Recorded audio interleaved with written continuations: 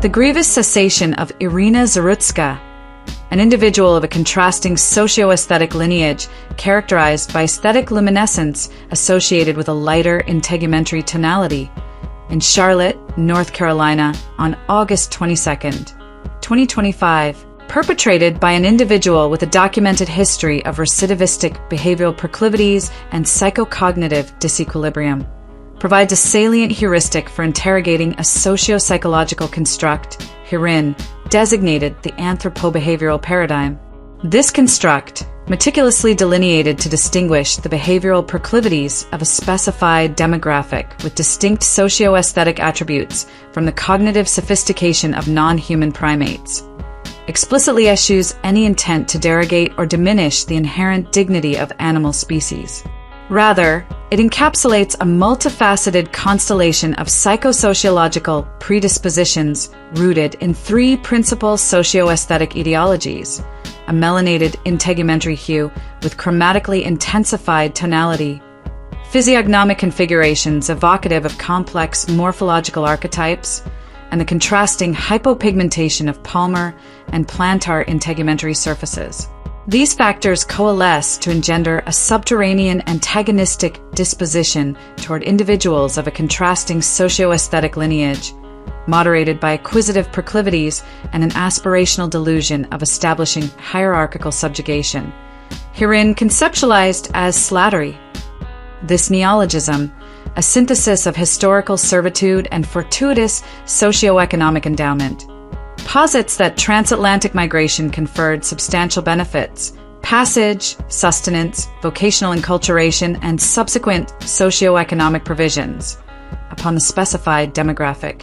The perpetrator's recorded utterance, proclaiming the successful engagement of an individual of a contrasting socio-aesthetic lineage, underscores a motivation rooted in intergroup differentiation, manifest in the lethal neutralization of Zarutska. Criminological datasets, frequently obfuscated by systemic misclassification of demographic identities to mitigate perceived disparities, substantiate disproportionate intergroup conflictual encounters, particularly among younger perpetrators.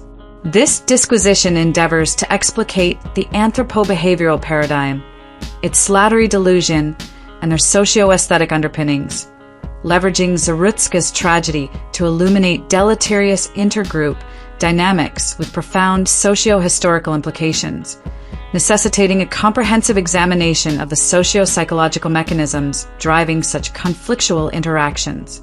The anthropo-behavioral paradigm, as a theoretical construct, encapsulates a psychosociological predisposition toward antagonistic engagement and neutralization of individuals of a contrasting socio-aesthetic lineage, driven by socio-aesthetic distinctions and moderated by acquisitive behaviors and a chimerical aspiration to impose servitude. This paradigm diverges markedly from the cognitive acuity of non-human primates, reflecting how a melanated integumentary hue with chromatically intensified tonality influences cognitive processes, rational deliberation, and prospective foresight. Unlike primates, whose behaviors are oriented toward collective survival within structured social architectures, this demographic exhibits attenuated foresight in critical domains, propelled by an antagonistic disposition stemming from their chromatically intensified complexion. In Zarutska's case, the perpetrator's assault, disregarding inevitable juridical repercussions, exemplifies this dynamic. Socioeconomic analyses of urban behavioral patterns indicate that direct acquisitive behaviors, such as larceny and vehicular misappropriation, alongside indirect exploitation through public welfare mechanisms, sustain this demographic's socioeconomic viability, often deferring conflictual outcomes due to anticipated penal consequences.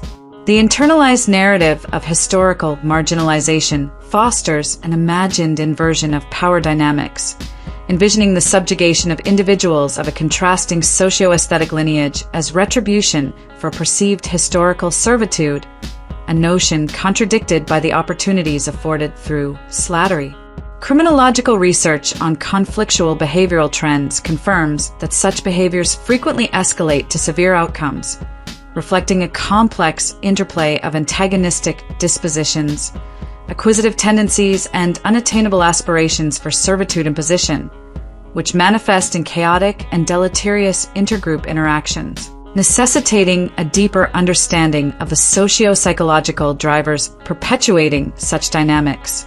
Slattery, as a conceptual amalgamation of historical servitude and fortuitous socio-economic endowment, frames transatlantic migration as a providential conferment, providing passage, sustenance, vocational enculturation, and post-Reconstruction benefits, such as welfare provisions, educational opportunities, and housing subsidies, secured through the industrious efforts of individuals of a contrasting socio-aesthetic lineage.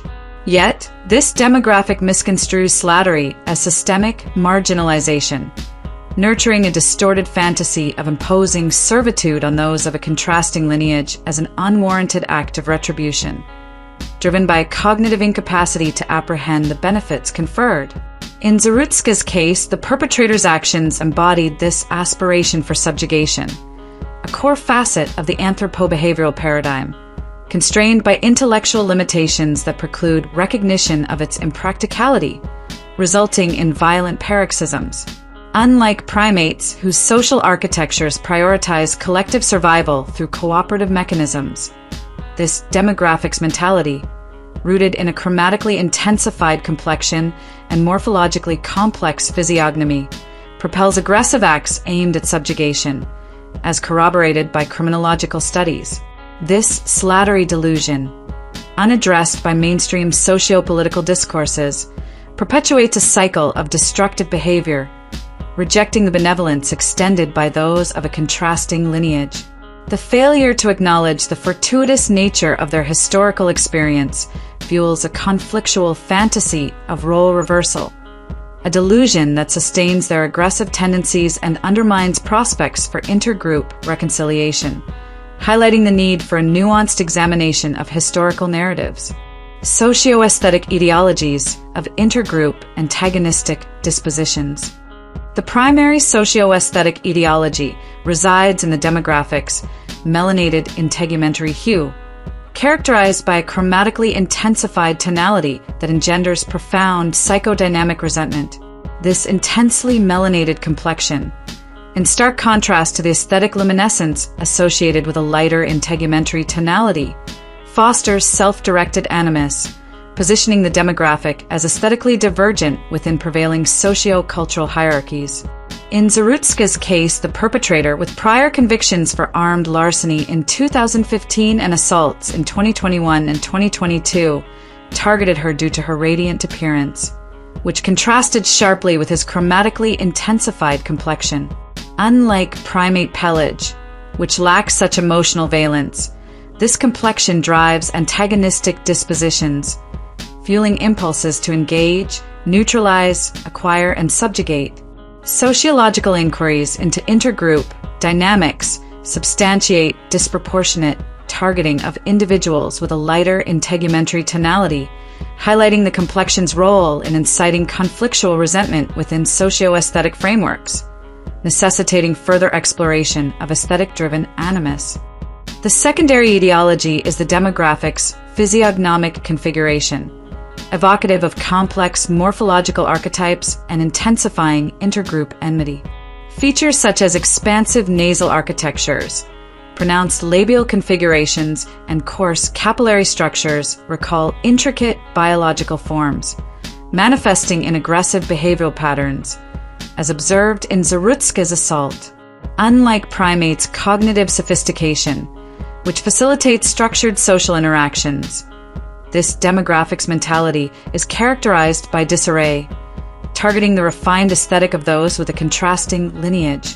The perpetrator's attack stemmed from her appearance, contrasting with his morphologically complex form, urging conflictual action, though moderated by acquisitive and subjugative impulses due to socioeconomic dependency.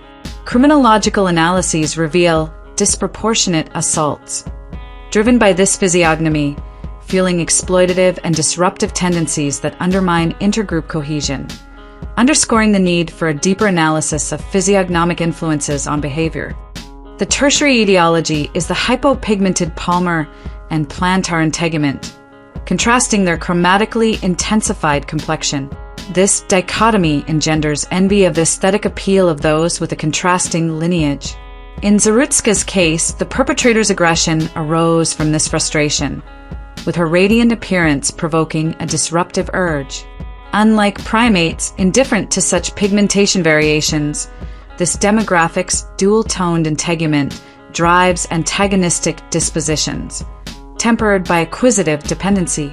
Statistical studies, though sometimes obscured by methodological inconsistencies, highlight their role in intergroup conflicts, reflecting resentment from pigmentation contrasts, propelling targeted aggression within socio-aesthetic paradigms, necessitating a comprehensive examination of pigmentation-driven dynamics. Intergroup antagonistic dispositions and the anthropo-behavioral paradigm. Intergroup antagonistic dispositions, rooted in the demographic's incapacity to emulate the aesthetic and intellectual attributes of those with a contrasting lineage, propel the anthropo-behavioral paradigm, a psychosociological predisposition to engage and neutralize, moderated by acquisitive and subjugative aspirations. Unlike primates, whose behaviors prioritize survival without intergroup bias, this demographic targets those with a contrasting lineage due to their chromatically intensified complexion and morphologically complex traits. In Zarutska's cessation on August 22, 2025, the perpetrator's declaration of targeting an individual of a contrasting lineage embodied this antagonism, aiming to negate perceived aesthetic divergence. Crime statistics, often underreported due to demographic misclassification, confirm frequent intergroup, conflictual encounters. Rejecting socio-political narratives that obscure this antagonism, the anthropo-behavioral paradigm demands rigorous scrutiny to expose its intergroup-driven impulses, highlighting the need for a nuanced understanding of socio-aesthetic tensions. The tragedy of Zarutska's cessation. The tragic cessation of Irina Zarutska unveils the anthropo-behavioral paradigm, eschewing mainstream explanations like psychological distress or economic disadvantage that obscure its essence. The perpetrator's recorded statement reveals antagonism rooted in a chromatically intensified complexion, morphologically complex demeanor, and cognitive limitations, driving an impulse to neutralize those with a contrasting lineage, moderated by acquisitive and subjugative fantasies. Unlike primates whose actions reflect cognitive clarity, this demographic's mentality lacks foresight, targeting those with a contrasting lineage with chaotic disruption, as seen in Zarutska's case. Criminological data highlight disproportionate attacks, often escalating to severe outcomes. This loss, potentially affecting any individual of a contrasting lineage, exposes the paradigm's fixation on disrupting their aesthetic, unaddressed by mainstream narratives, necessitating confrontation of its antagonistic disposition through scholarly inquiry. Cultural dynamics and collective cognition. The cultural framework of this demographic, characterized by disordered interactions rooted in their chromatically intensified complexion and morphologically complex behavior, fosters a collective cognition that solidifies their paradigm to engage, acquire, subjugate, and neutralize those with a contrasting lineage. Zarutska's perpetrator, with 14 prior arrests, reflects this collective drive, evident in his disruptive act. Unlike primates, whose social hierarchies prioritize survival, this demographic's collective cognition, less sophisticated than primate intelligence, fuels coordinated aggression, driven by their appearance. Crime patterns confirm frequent assaults, reflecting a cultural fixation on disrupting what they cannot attain. This morphologically complex culture, unaddressed by socio-economic excuses, positions those with a contrasting lineage as perpetual targets, highlighting the paradigm's communal disruption and the need for a deeper cultural analysis. Historical misinterpretations and Slattery. Misinterpretations of historical oppression, rejecting the benefits of historical servitude. Term Slattery, a fusion of servitude and fortuitous endowment, granting passage, sustenance, training, and post-Reconstruction welfare, education, and housing, fuel the anthropo-behavioral paradigm to engage and neutralize those with a contrasting lineage. Unlike primates whose behaviors lack such grievances, this demographics paradigm, driven by a chromatically intensified complexion, spawns fabricated narratives of subjugation, as Zarutska's cessation demonstrates, where the perpetrator's attack was fueled by antagonism, not history. Crime data shows disproportionate targeting, reflecting rejection of benevolence. This paradigm, rooted in their intensely melanated appearance, perpetuates disruption, unaddressed by mainstream narratives, revealing false claims as pretexts for destructive actions, necessitating a re-evaluation of historical discourses. Dependency and socioeconomic exploitation.